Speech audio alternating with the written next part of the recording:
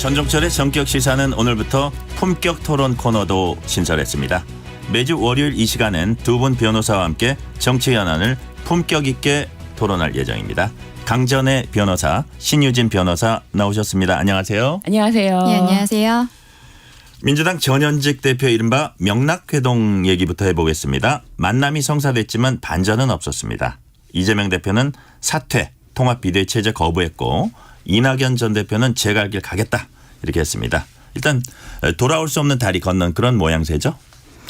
네, 근데 뭐 사실 지금 이낙연 전 대표의 뭐 거취라든지 창당 이슈 자체가 국민들에게 큰 관심을 끌지 못하는 상황이잖아요. 그렇기 때문에 지금 어쨌든 간에 또 하나의 정치 재개를 위해서 뭐 지금 현 대표를 만났다. 그렇지만 안 됐다라는 모습을 연출하기 위한 것이었지 이거 자체가 큰 이슈라든지 반향을 일으키지는 못하지 않나 그런 생각이 듭니다. 파급력이나 이런 거는 별로 안 될 거다. 네. 이제 그런 말씀이시고요.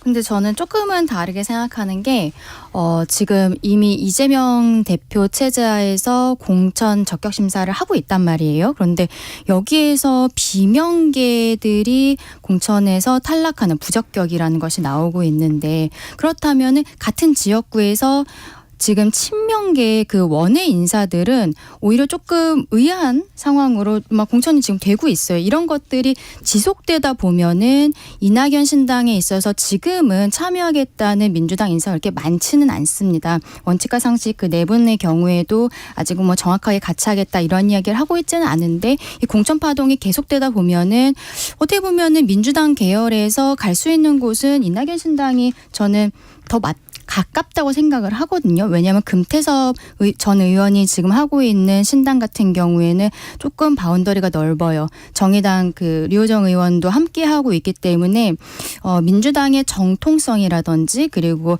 비명계로서의 어떤 입지라든지 이런 걸 봤을 때는 공천에서 탈락한 현역 의원들 같은 경우에는 추후에 이낙연 신당이 새로 그 시작을 하게 된다면 그쪽으로 참여할 가능성이 꽤 있을 것 같다. 그렇게 생각합니다.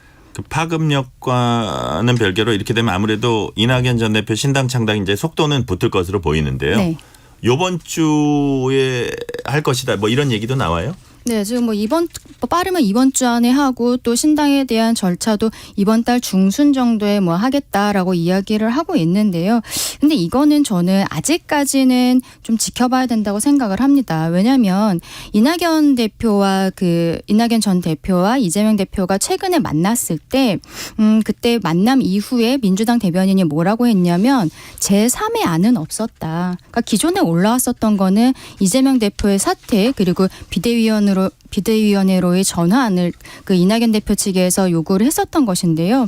제3의 안이 없었다라는 것은 말하자면 뭐 공동선대위원장을 이낙연 전 대표에게 제안을 한다든지 이런 형태의 안이 이후에도 나올 수 있는 거죠. 지금 만약에 그날 만남에서 제3의 안이 나왔음에도 불구하고 결렬되었다라고 하면은 완전히 속도가 붙겠구나라고 할 수 있지만 아직은 조금 서로 간에 밀당을 하는 시기이지 않을까 그렇게 생각이 듭니다.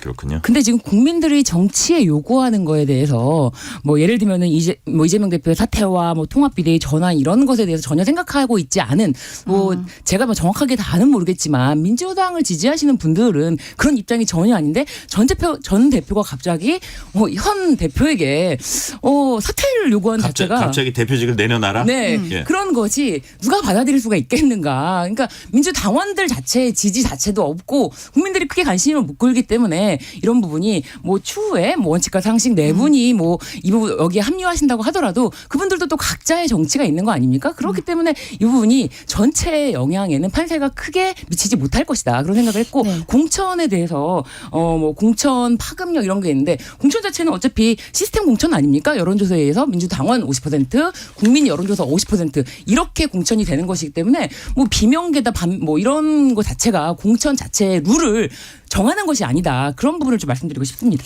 하지만 지금 신유진 변호사님 얘기하신 내용에서 시스템 공천의 문제점에 대해서 우리가 한번 생각을 해봐야 될 것 같은데요. 최근에 이제 공천 과정에서의 그 배점표 이런 것들이 나왔습니다. 근데 총점이 1000점이었는데 그중에 제 기억으로 220점이 정성평가예요.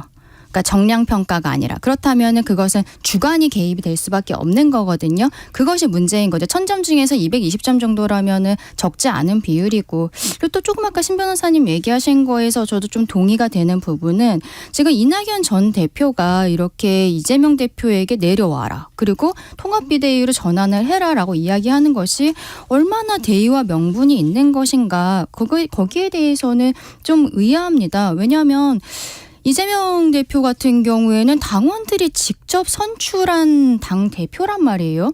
물론 최근에 국민의힘에서도 전당대회에서 직접 선출했던 김기현 대표가 내려오긴 했습니다만 좀 다르다고 생각을 하는 게 김기현 대표 같은 경우에는 본인이 당대표 된 이후에 강서구청장 보궐선거를 참패를 했어요. 그리고 그 이후에 올라왔던 혁신이마저도 임기를 채우지 못하고 끝났단 말이죠. 그런 거에 대한 책임을 지고서 본인이 내려왔던 것인데 이재명 대표에 대해서 지금 얘기하고 있는 거는 아니 당대표가 일주일에 3번씩 재판받으면서 어떻게 총선을 진두지휘해 이런 이야기를 하고 있는데 당대표의 사법 리스크라는 것이 이미 예전에 대선 경선 과정에서 이낙연, 이재명이 붙었을 때도 있었던 일이었고 그리고 그 이후에 대선에서 졌음에도 불구하고 이재명 대표가 당대표로 선출될 때도 굉장히 압도적으로 됐단 말이에요.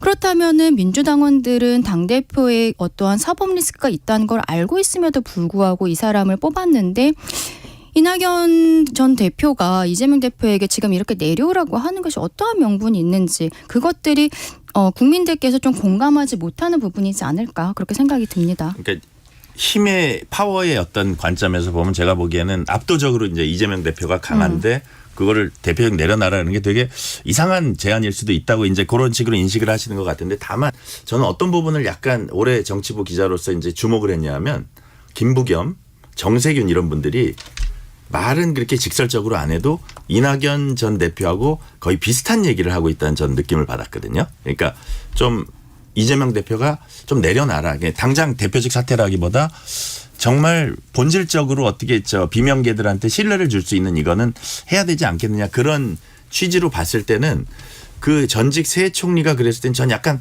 무게감이 저한테는 와닿더라고요. 그래서 그런 부분은 어떻게 보세요? 저는 그 세 분이 회동을 했다라든지 그 예를 들면 두 분 전직 총리 그리고 사실은 그렇게 하면 3총리가 되지 않습니까? 전직 3총리의 회동이라든지 이런 부분도 어떻게 보면은 이낙연 전 대표를 지지하는 의원들 지지했던 한편으로는 뭐 이낙연계 의원이라고 평가받았던 의원들도 좀 이낙연 창당 자체를 좀 신중해라 자제하라 이런 목소리를 냈고 네. 뭐 이원욱 의원 같은 경우도 그런 부분에 신중해야 되지 않냐라는 목소리를 낼 때 오히려 세 분이 만났을 때 그런 이야기가 더 활성화되지 않았던 걸 보면은 한편으로는 그 말리는 부분이 더 크지 않았나 그런 생각이 들어요. 왜냐하면 함께 하고자 하는 동조가 지금 너무 낮거든요. 그리고 심지어 지금 말씀하신 것처럼 원칙과 상식 거기에 대해서도 지금 바로 입장이 나온 게 없어요. 그리고 여러 가지 안이 있다라는 식으로 계속 이제 이야기를 나누고 있기 때문에 좀 그런 부분을 좀 보고 있습니다. 네, 김부겸 정세균 총리 말고 사실 어떻게 보면은 민주당의 또 큰 어른이 이해찬 전 총리가 있잖아요. 근데 이해찬 전 총리 같은 경우에는 지금 그런 얘기가 없어요. 왜냐하면은 이재명 대표와 가근한 사이라는 것이 어떻게 보면 지금 최근에 이재명 대표가 강서구청장 보궐선거를 엄청난 승리로 이끌었음에도 불구하고 다시 이렇게 흔들리고 있는 것은 본인이 최측근이라고 자기 입으로 얘기했던 김용 전 민주연구원 부원장이 구속이 됐기 때문에 또 흔들리고 있는 것으로 보이는데요. 네. 김용 민주연구원 부원장이 사실은 이해찬 전 총리의 측근이었죠. 그런데 이제 그분이 이재명 대표 쪽으로 온 것이었고 그래서 이해찬과 이재명 간에는 어떤 그 관계가 있다라고 생각이 되는데 김부겸 정세균 전 총리 같은 경우에는 그 정도의 관계가 있는 것은 아니란 말이에요. 그럼 결과적으로 지금 이분들이 이야기하는 것도 본인과 가까운 분들에 대한 공천이라든지 이런 것들에 대해서 어떠한 좀 이야기를 나누고 싶기 때문에 이재명 대표를 좀 흔드는 모양새가 있지 않을까라는 생각도 좀 듭니다. 네. 이 와중에 민주당에선 이제 공천 잡음이 계속 불거지고 있어요. 공천 적격 심사라 그러나요? 1차 점검에서 네. 공천 부적격 판정받은 인사들이 이건 비명계 반명계 공천 학살이다 이렇게 네. 주장을 하고 있습니다.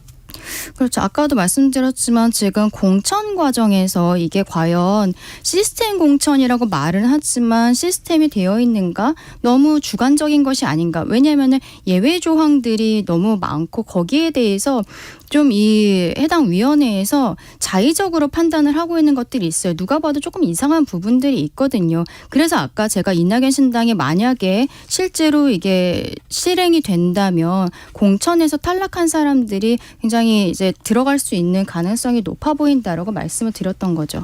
네.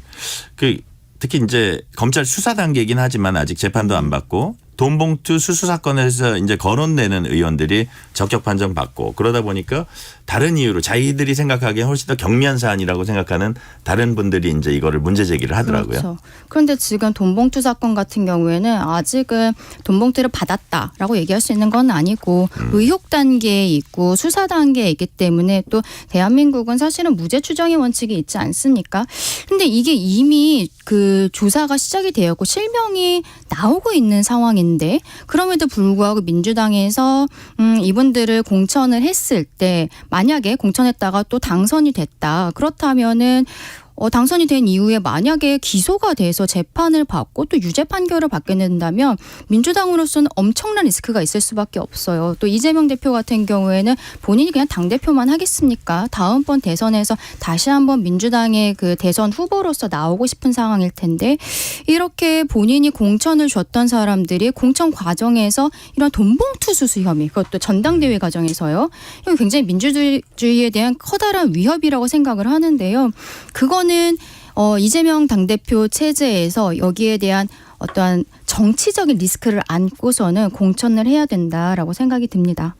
제가 아까 시스템 공천이라고 말씀드린 거는 이제 경선 제도를 통해서 후보가 결정되는 과정이다. 그리고 뭐 보편적으로 당원 50% 그리고 국민 여론 50% 이렇게 통해서 경선이 최종적 결정이 되기 때문에 이것이 누군가의 어떤 뭐 평가에 의해서 정성 평가에 의해서 결정되는 후보가 결정되는 그 자체는 아니다라는 말씀을 드린 것이고 그 수사 단계에 있다라고 하셨는데 이 자체가 수사라고 하는 뭐 검찰 발표에 의한 수사라고 하는 것이 일어난 지가 벌써 2023년도 초였는데도 불구하고 이것에 대해서 송영길 대표가 급하게 귀국을 하고 빨리 조사를 받아라 조사를 해라라고 해도 전혀 조사를 하고 있지 않다가 사실은 엉뚱한 사건으로 구속영장이 청구돼서 별건으로 지금 뭐 어쨌든 구속이 된 상황인데 그런 부분에 대해서 왜 시간을 이렇게 시간 차이를 두고서 처리하는 것인가 그런 의혹도 분명히 제기될 수가 있다. 그래서 이것에 대해서 뭐 리스크가 있다라고 하면은 오히려 국민의힘 쪽에서 리스크를 만들어낸 부분이다. 이렇게 평가할 수 있는 부분이 있을 것 같습니다. 선거를 앞두고 좀 덮어씌우기식 수사다 약간 그런 식으로 이해가 되는데요.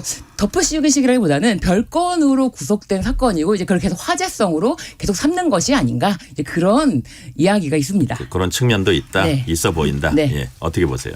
그럼 민주당에서 생각하는 어떤 음모론이라고 생각을 하고요. 수사에는 어쨌든 원칙과 절차가 있는 것인데 생각을 해보면 여기에 대한 의혹이 나온 이후에 뭐 거론이 됐었던 민주당 의원들 같은 경우에는 본인이 다 아니다라고 이미 발표를 했었고 송영길 전 대표 같은 경우에도 프랑스에서 들어오자마자 뭐 검찰청 찾아가서 나 빨리 조사해라 막 엄청난 쇼를 했단 말이에요. 그랬는데 그 이후에 본인이 정말로 소환을 받아서 갔을 때는 묵비권을 행사하고 있어요. 전혀 아무 대답을 하지 않고 있습니다. 지금 그 와중에 구속이 되었는데 영장실질심사에서 인용이 돼서 들어가 있는데 지금도 전혀 그 검찰 수사에 협조를 하지 않고 있단 말이에요. 이러한 상황에서 검찰이 왜 이렇게 수사를 지지부진하게 하느냐라고 이야기하는 것은 조금 앞뒤가 맞지 않는다라는 생각입니다. 제가 말씀드리는 거는 별건으로 인해서 지금 증거인멸 우려가 있다라서 뭐 이제 구속이 된 상황인데 그렇게 치면은 수사라는 것은 원칙에 맞게 해야 되는데 수사조차 안 하고 있는 사건들 그래서 사실은 특검이 김건희 특검이라든지 대장동 특검이 통과되지 않았습니까? 그럼 수사를 왜 안 하고 있느냐? 무려 1,300여일 동안 지금 검찰에서 불기소 처분도 안 하고 어떠한 처분도 없이 있는 것에 대해서 특검이 막 통과되지 않았습니까? 그런 것 때문에 국민의힘이 오히려 수사를 해야 된다면은 그러면 성역 없이 지금 특검법이 통과됐으니 수사를 받아라. 제발 조사를 해라. 라는 것이 주어질 수밖에 없다. 이런 논의가 나올 수밖에 없다라는 말씀입니다. 네. 최근에 뭐 이런 것도 하나 불거졌어요. 제가 보기엔 아주 큰 문제인지 아닌지는 이제 우리가 판단해 볼 문제인데 공천관리위원장을 임명을 했거든요. 임혁백 고려대 명예교수. 근데 이제 임 교수가 지난 대선 당시 이재명 후보 정책자문단에 이름을 올렸던 경력을 가지고 그렇죠. 결국 이재명 사람 아니냐 하는데 사실 정책자문단은 수많은 교수들이 이름을 올리긴 합니다. 어떻게 네. 보세요?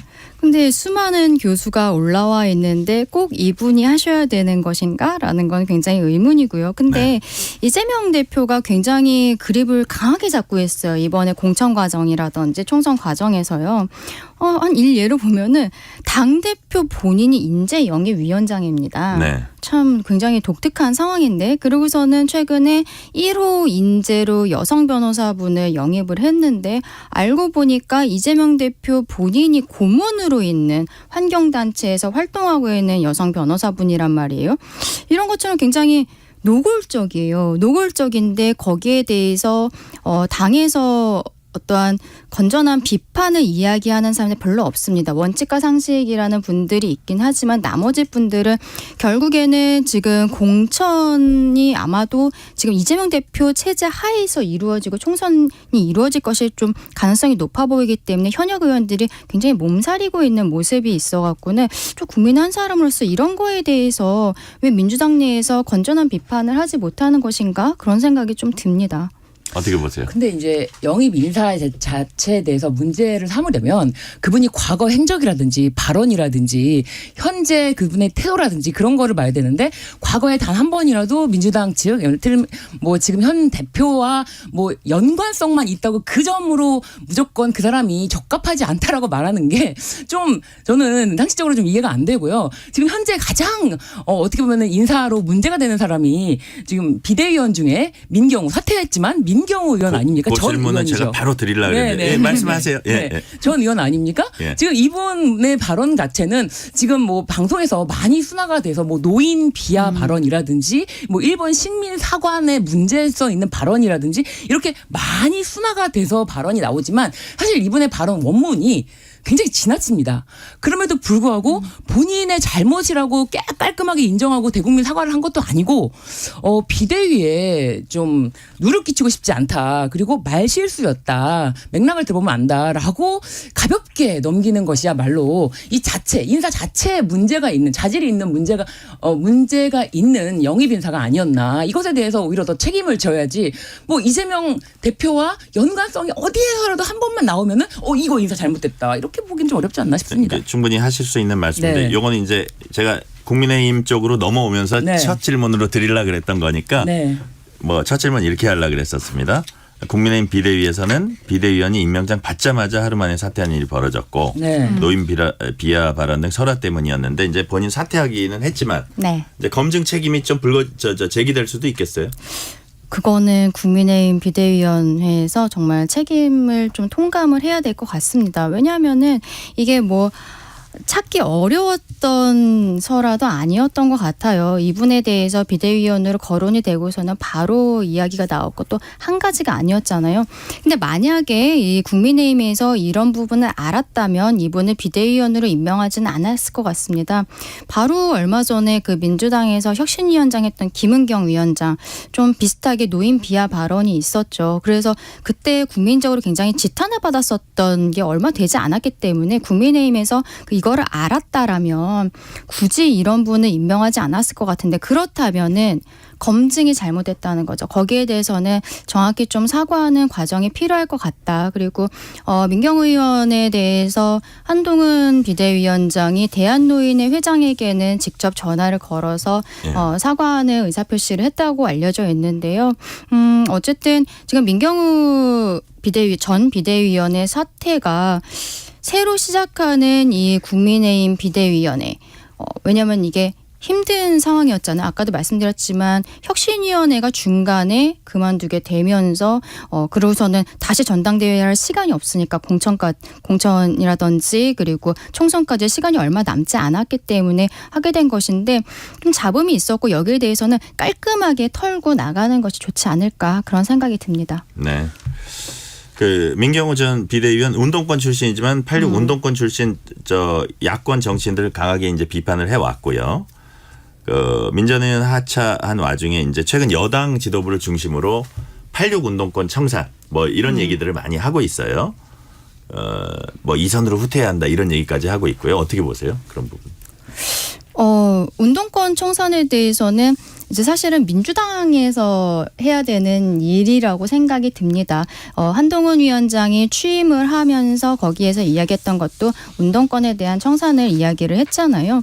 근데 사실 국민의힘에서는 지금은 더 이상 86 운동권이 어떤 당의 주류 세력이라든지 그렇게 보기는 어려운데 민주당에서 그런 모습들을 계속 보이고 있고 그게 굉장히 구태스러운 모습이고 국민들께 실망감을 안겨드리고 있기 때문에 국민의힘에서 지적을 하고 있는 것인데 결과적으로 근데 86 운동권에 대한 청산은 민주당 내에서 먼저 선행돼야 되는 부분이라고 생각합니다. 운동권 청산이라고 하면 요즘 MZ 세대들은 운동권이라는 게 사실 와닿지 않을 거예요. 그리고 그분들이 어떤 운동을 과연 했는가라는 것에 대해서 잘 모를 때 마침 이 시기에 서울의 봄이라는 영화가 개봉이 돼서 1000만 관객이 넘지 않았습니까? 그때 어목한 군사 정권 시절에 이것에 대해서 서울의 봄을 찾고자 하는 운동이 바로 운동권이었다. 그래서 대학생들이 많은 시위가 있었던 것이고 사실 광주 민주화운동 때도 많은 사람들이 거기서 참사를 당했습니다. 그런 것들에 대한 시각이 나오면서 운동권이란 것이 무엇인지 알았지만 그 사람들이 운동권이라는 자체로 비판을 받을 것이 아니라 나중에 그것을 정치적인 자산을 삼아서 기득권 세력화 됐을 때 그 부분을 문제 삼는 것이지 그렇죠. 운동권 세력 청산, 맞아요. 운동권 세력 청산 이렇게 말을 하는 것은 다만 좀 맞지 않는다. 그 사람의 그 면면을 가지고 이야기를 한다거나 소재를 하는 거는 타당하나 운동권이라는 이유 청산해야 된다. 이거는 조금 MZ세대들이 왜지? 라고 의문을 갖지 않을까 하는 생각이 드는데요. 지금 말씀하신 대로 80년대 70년대 이렇게 민주화 운동한 그 공에 대해서 누가 그것을 부정을 하겠습니까? 다만 이분들이 이제 20년 이상 우리 정치권의 주류로 그 자리 잡아 오면서 최근에 보여온 어떤 뭐 이른바 내로남불이라든지 그렇죠. 민주주의 실종이라든지 기득권화 돼가지고 어떤 그 고인물처럼 되는 그런 부분들 뭐 그렇다고 제가 뭐 사실로서 규정하는 건 아니지만 그런 비판들이 있거든요. 그런 부분들에 대한 얘기죠. 그거는 그분들의 옛날에 민주화 운동 그 자체를 얘기하는 건 아니고 그런 부분들에 대해서 좀 문제 제기가 지금은 이제 여당 지도부를 중심으로 나오고 있지만 사실은 야당 일각에서도 그게 꾸준히 몇 년 동안 제기가 되어 왔었고 실제로 2019년인가 그때 이철희 당시 의원 같은 경우는 그런 문제를 자기 스스로 제기하면서 자기가 이제 총선 불출마를 선언했었나요? 그런 움직임들도 있었습니다. 운동권에 대한 문제 제기는 사실은 돌아가신 노무현 대통령께서도 문제 제기를 하셨던 부분이었고 이번에 총선 과정에서 민주당이 얼마나 최신의 모습을 보여주는가 공천 과정에서 좀 지켜봐야 될 것 같습니다. 네. 이번에 이제 김건희 여사 특검법 얘기 좀 해볼게요. 네. 지난 28일 국회 본회의에서 통과했는데 대통령실은 특검법이 국회 통과하자마자 즉각 거부권 행사하겠다 뜻을 밝혔습니다. 그 배경이 뭐라고 보세요? 왜 이랬을까요? 지금 이제 김건희 특검법 같은 경우에는 한동훈 위원장이 이야기하는 독소 조항이라는 게 있는데요. 독소 조항이 어떤 거냐면 이 특검법 내부에 브리핑에 대한 조항이 있는 겁니다. 그런데 이게 지금 특검법이 시행이 되면은 바로 4월 12일에 총선이 있는데 그 전에 매일매일 이 특검 팀에서 언론 브리핑을 하게 돼요. 수사 과정에 대해서. 그렇다면은 국민들께서 여기에 봤을 때 결과적으로 나중에 문제가 없다라는 결론이 나온다고 해도 매일매일 수사 브리핑이 나오면은 그냥 선입견이라는 게 생길 수밖에 없는 거죠. 잘못되고 있구나라는. 그리고 아다르고 어다른 것이 있기 때문에 브리핑이라는 것은 굉장히 좀 신중해야 되고 그게 총선을 바로 앞두고 있기 때문에 그래서 그것이 독소 조항이라고 그 한동훈 비대위원장이 지금 이야기를 하고 있는 것입니다. 한동훈 위원장이 지금 시기에 대한 문제를 이야기를 하면서 이것이 악법이다라고 이야기를 하고 있는데 어쨌든 여기에 대해서 김건희 특검이라든지 특검이 아니어도 반드시 조사를 해야 한다라는 국민적인 여론이 높은 것은 사실이에요. 그렇다면은 국민의힘에서도 거기에 대해서 어느 정도 감안을 해야겠지만 문제는 지금 시기라는 거죠. 총선을 앞두고서는 하겠다는 것이니까. 그래서 거기에 대해서 대통령실에서는 어쨌든 헌법에 있어서 국회에서 뭐 재적 의원 과반수 이렇게 의결할 수 있는 것이 지금 167석의 민주당이 단독으로 처리를 할 수 있는 부분이지 않습니까? 그런데 거기에 대해서 대통령이 제2요구권을 행사할 수 있다라는 것 역시 헌법에서 규정하고 있는 대통령의 권한입니다. 그것을 하겠다는 것입니다. 네, 시간 관계상 좀 네, 짧게 말씀드릴게요. 이 특검이 통과하는 즉시 이제 거부권을 행사할 것이라는 보도가 나오자마자 인터넷상에서 이제 쇼츠가 짧은 영상인데요. 이것이 굉장히 많이 돌고 있는데 이게 뭐냐면은 특검을 왜 거부합니까? 죄 졌으니까 거부하는 겁니다. 라고 윤석열 대통령이 후보 당시에 특검 거부하는 것은 죄 졌기 때문에 거부하는 거다라는 발언이 계속 나오고 있어요. 이런 발언이 더 회자되면 될수록 본인이 지금 거부하면 죄인이다라고 했던 발언을 뒤집는 것 때문에 이것을 지금 빨리 진화시키기 위해서 거부권 행사할 것이다라고 하는 것이고 독소조항이라고 하는 거는 이미 한동훈 전 장관 시절에 아니 그 전 검사 시절에 다 있던 조항인데 지금 시기적으로 문제가 된다라고 하면은 그 전에 수사를 했었어야죠. 그 전에 수사를 하지 않아 놓고 지금 와서 이것도 패스트 트랙으로 지정된 거 아닙니까? 그 전에 통과될 수 있었는데 지금 와서 이것이 독소조항이 아니었던 것이 독소조항이 된다는 것도 좀 말이 안 맞는다라는 생각이 듭니다. 그렇군요. 본격 토론 여기까지 듣겠습니다. 지금까지 강전의 변호사 신유진 변호사였습니다. 감사합니다. 감사합니다. 감사합니다.